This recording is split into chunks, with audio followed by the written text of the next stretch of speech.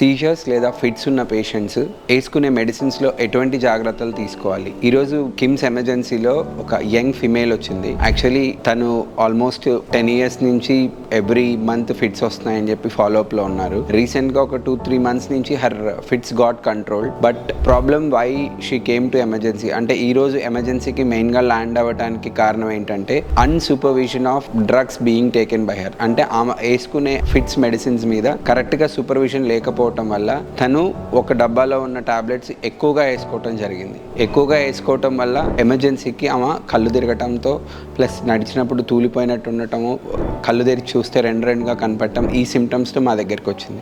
ఎందుకు ఫిట్స్ ఉన్న patients medicines చాలా జాగ్రత్తగా తీసుకోవాలి అంటే ప్రతి ఒక్క మెడిసిన్ మనం ఫిట్స్కి ప్రిస్క్రైబ్ చేసే వాటికి సైడ్ ఎఫెక్ట్స్ ఉంటాయి. ఆ సైడ్ ఎఫెక్ట్స్ ప్రొఫైల్ని బట్టే మనము యంగ్ ఫిమేల్స్లో కొన్ని పర్టికులర్ డ్రగ్స్ అవాయిడ్ చేయడం జరుగుతుంది. కొద్దిమంది ఎల్డర్లీ పీపుల్లో కొన్ని స్పెసిఫిక్ డ్రగ్స్ ఇవ్వడం జరుగుతుంది.